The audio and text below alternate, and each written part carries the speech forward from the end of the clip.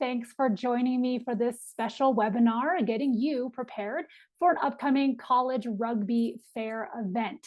Now, if you are like most people, it has been a few years since there have been able to have events like this. So this might be your first one. However, if you've been to a couple already, this might just serve as a refresher if it's been a while since you've been to a college fair event, at least in person. So I'm really excited to kind of jump in and give you some, things for you to think about to make your time at this event the most useful, it can be. So with that in mind, we're going to go ahead and jump over to a PowerPoint. Right. So as our title says, College Rugby Fair do's and don'ts. We are going to hop in. And I forgot to introduce myself. My name is Karen Fong-Donahue. I'm the owner and founder of the Rugger's Edge. Before I kind of dive into a little bit about what I do, just a couple special thanks to the folks that help support what I do. Arbor Bridge, they are a premier test prep company. It is who the majority of my students work with. They work with students worldwide. So if you are looking for amazing test prep to get you prepared for an upcoming SAT or ACT, please make sure to reach out to them. The person you can reach out to is Morris at arborbridge.com. He can get you set up with a free mock test if you need to try one of the tests. If you want to do a practice lesson, he can help arrange that as well. So make sure to reach out to him. Also, special thanks to Bushi Apparel. They do a lot of, actually they do everything outside of apparel, but for team wear, cups and bags and cool swag. So if you're looking for something for your team, make sure to reach out to them. A little bit about me, and obviously you can go on the website and learn a little bit more, but just for a little bit of background, I've been a professional college consultant since 2009 and spent some time as a high school college counselor before I was then doing this full time as a private college counselor. On the rugby side of things, I was a player for many years, then moving on into refereeing, and then at this point, I'm most active in the educator role. I'm doing referee education and training. I've been doing that since 2017. I am based in Colorado. However, I do work with students really anywhere worldwide. So it's really exciting to, obviously everyone knows that rugby is, just a world sport. So it's wonderful to work with, players from everywhere that all share our love of rugby. So what the Rugger's Edge does, our main service is working with families one-on-one, providing that college consulting and advising, helping students find, the best place for them to move on to study and play rugby in college. We also do group seminars, kind of like the one we're doing now, and then also provide some rugby consulting for college programs as, many move on from, maybe a club kind of position, moving on into varsity and just wanting some advice about how to recruit and things like that. We do work with some college programs to help increase their visibility and grow their programs. All right, so some college fair do's and don'ts. So if you don't have a piece of paper, I would grab one. Make sure you can jot some things down so you can make sure that you remember all the things that we are going to cover today. All right, so first things first, college fair dues. College fair dues. Be prepared. So before you even step foot into, whatever location you're heading into, whether that's a gym or it's a conference center or something like that, be prepared. So if there is a list that's going to be released ahead of time of all the colleges that are going to be there, do your research. Go on those schools' websites, look at the different majors that are being offered there, see where they're located, how big the school is, what are they well known for? I mean, all of these are things that, prior to going in, you want to kind of know what schools you might want to for sure stop by their table because you absolutely love those schools. But also there might be some schools you hadn't heard of that I want to make sure that you spend some time and research and keep an open mind about that. Okay. If you can, have a rugby resume with you in your hand and bring multiple copies so that if you are talking to a coach and they're interested in keeping in touch, you have that in hand that you can then hand over and kind of save yourself and the coach some time about going back and forth. So it's just helpful to, think of this a little bit like a mini job interview. You want to show up and look prepared. Number two, dress appropriately. So if you look here to, I guess you're right. You'll see the picture of these teams, and they look so nice that, I'm not asking students to be, in shirt and tie or anything like that. But, you want to look neat and proper. If you're wearing team attire, great. But, we definitely want you to look like you are an athlete. When we get to the don'ts, you'll see some examples of how I don't want you to dress. So think about, if you are going to meet some coaches for the first time, first impressions matter. So this is definitely a moment where you want to make sure that, at first glance, when you walk up to the table, you look professional, you look put together, you look like someone that, if I'm a coach, I'm going to want you to be a part of my team. I touched on this earlier, but have an open mind. So you've got that list of colleges, you've researched, you see some names on there you've never heard of, and you might be thinking, oh, I don't know if I want to waste my time over there. But I can't tell you how many students have gone to an event like this and been really pleasantly surprised by some of the colleges that they talk to, some of the coaches that they never even heard of, and they realize this is a great place for me. So please go into an event like this, to explore, and have an open mind, and be willing to talk to a coach at a school maybe you hadn't heard of, and, see what happens. If it ends up not being the one for you, that's fine. But we certainly want you to go in and, have the ability to maybe find a hidden gem in there that you might not have thought of otherwise. Another do is ask questions. So, when you're standing there talking to a coach, or if it's an admissions rep, you want to be engaged. They're taking their time to, be out there for the entire day to talk to students just like you. And part of their job is to answer any questions you have, so you want to be engaged, you want to be positive, you want to be energetic. So, what does being engaged mean? It means looking at someone in the eye, it means shaking their hand, it means, hey, can you tell me a little bit more about this business school? What makes this business school special? Are there any special programs you have at the school for diversity? Tell me about students that are really successful at your school. I mean, try not to just ask questions that you could just, Google, just look up online right there on your phone. You want to ask something that an admissions person or a coach or a player can really give you that inside scoop about. You want to be positive. If you ask something and they say, oh, we actually don't have that program, you can say, oh, that's great. Is there something similar? If there isn't an engineering program, is there a physics program? Is there anything else? So we want to try to at least engage with all the coaches, all of the reps, in a positive manner. Because again, you never know that a program might stick out and you hadn't ever thought about, maybe they don't have business, but now they have economics. Maybe that economics program ends up being something you end up being really, really interested in. Okay. Of course, the beginning of the day is usually filled with energy. And then, an hour or two later, you start getting low on energy.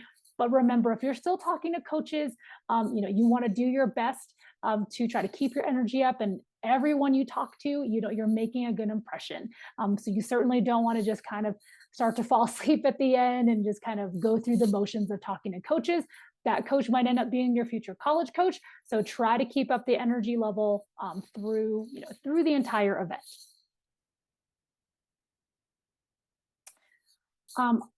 Lastly here, I want you to follow up. So what that means is, as you're going through the tables, typically college reps and coaches will have either their contact information, maybe on a business card, or just written out, maybe on a poster or something like that. Make sure you jot that down and follow up. So after the event is over, make sure when you get home, either that day or the next day, send a little note, send a little email saying, hey, thank you so much. Just a reminder, my name is, Johnny Rugby. I met you at the college fair yesterday at 2:00. I was so excited to hear about this economics program. I think this would be a great fit for me. I'd love to stay in touch. Would you please let me know if there is a good time you think would be for me to come visit and maybe watch a game? Once you stay in touch with them, ideally what's going to happen is we're building that relationship. So it's a completely, kind of other presentation I'll do about recruiting, but the beginning stages are just here. You've got to make contact first, and then you've got to make sure you follow up. So even if they get your email address and they say, we'll put you on a list, we'll be following up with you, don't sit back. It is your job after an event like this to make sure that you follow up with an email. And if you don't hear back, maybe a month or two later, you follow up again. Okay, so your job is to make sure you're keeping the lines of communication open with these people that you have started a relationship with at this college fair. Actually, this was the last thing. At the end of a college fair, you're always going to come home. You'll have like a bag or a stack of like papers and brochures and all sorts of fun stuff, right? What tends to happen is students are super excited. They're looking at it, in the car, and then they get home and it either goes into a stack that just sits, on top of the table, it goes in the trash, or just goes somewhere and you never see it again. Before that happens, right, there was a reason you picked up that information. Sit down with your family, go through the brochures, talk about it. Oh, I remember this school. I talked to this coach. He told me about this program. I'm really interested. Set that stuff to the side. Oh, I looked at this one. For this one, I wanted to make sure that I looked at a virtual tour when I got home, put it in that pile. So at least slowly go through all of the materials, because typically at a college fair, you're kind of going table to table to table. A lot of things will kind of start to kind of mush together. You won't remember. So it's good to make sure when you get home, you can reflect and go through all that paperwork again, and you can start to prioritize which are the colleges you really like that you'd love to follow up with. Are there ones not so much? You can still send a note and say thank you for the time. And then there's other ones that really, again, you can still thank them for your time, but you can make sure you can say, okay, I did my research and these colleges are just not going to be a good fit for me. Sitting down with your family or a counselor or a teacher, it's really helpful to talk it out, so that you kind of can think through what are the things that were important that really stood out to you, that you were able to gain from a college fair. Here are some ideas for you to think about. And again, I am not expecting you to ask all of these questions, but maybe pick out a couple, jot down maybe one or two that if you are in front of a college coach at the event, you might want to pick out one of these to ask. These are really good ways to at least get a conversation going and get more than kind of just your standard boilerplate kind of answer about what it's like to play rugby at this particular school. So I always really like asking that, what does a typical day in the life look like at your school? Does this program host a summer camp or clinic? And if they do, then that's really good for you to be aware of. If those camps have any sort of role with admissions or recruitment, it's important for you to know. If it's not a college coach on hand, maybe it is a current player, an alumni player. These are good questions for them as well. Like ask them what it's like being a student on that campus. What kind of a workload do they normally have? What do they like to do on weekends, when it's not rugby season? Do they go to the beach? Do they like to go hiking? Do they, like to drive into the city? Like what would it look like for you if you were to attend this school and, play rugby and also obviously be a student on campus? So if you need to, while you're kind of looking at the screen, I've had students, if you want to take a picture of this or jot a couple down, it's really helpful for you to have some solid questions kind of written down, for you to make sure to prompt you when you're in front of these folks. Again, showing engagement, having some questions that you can ask. Okay, so some don'ts. Now, I am going to hope you wouldn't do any of these things anyway, but if I'm doing my job, I'm going to tell you these are some things I don't want you to do when you show up. So, number one, don't be late. So, look at those details beforehand. And I'm assuming you're already going to do this, but look at where it's going to be. Is it going to be in the gym? Is it in the auditorium? Is it on the other side of campus? Where are you going to park? What does traffic look like? If it starts at 10, I want you to be there a little before 10, right? You don't want to get there at 10:30, and then you just kind of look like you're rolling in late. So don't be late. Second part, don't be nervous. If there's college reps, coaches, players, alumni players, all the people that are there, they're showing up to meet you. So don't be nervous. They are very excited to meet you, and you should be excited to meet them, right? And sometimes actually it's the folks on the other side of the table. They're also nervous, right? They're nervous to meet you. They're nervous about what you're going to think about their school. So get all those nerves out. You're just going to go and talk about, schools and rugby. It's exciting. It's fun. Okay. So don't be nervous. Third bullet point, don't be unprofessional. Two pieces to that. Number one, the appearance. So I kind of brought this up in the earlier slide, but we want to look like we're serious. If you're showing up to this event, I promise you the people on the other side of the tables, they're also going to be professional. So you want to show them that courtesy as well. So again, we go back to, you want to dress professionally. You don't want to show up like these folks like this. And also beyond your appearance, once you've gotten past that, it's the communication, right? You want to stay professional with them, ask them, questions that, are actually about the college, about the rugby program, hi coach so-and-so, right? We don't think about the way you talk to a teacher or someone at your church or someone in a professional setting, right? So you want to kind of keep that frame of mind when you're talking to these folks at a college fair. Also, don't spend all your time with your friends. So typically college fairs, it's fun because you're going maybe with your team and all your friends, but don't spend all your time kind of huddled together, chatting and looking at your phone and doing all those sorts of things. There is a reason you're at the fair, and that is to explore college. It is to talk to the reps that are there, talk to the coaches that are there. You'll have plenty of time to talk to your friends afterwards or at the next practice, but if you see them, say hello, but then use your time wisely. Go to the tables and get the materials that you need and learn about these coaches, okay, or learn about these colleges and their programs.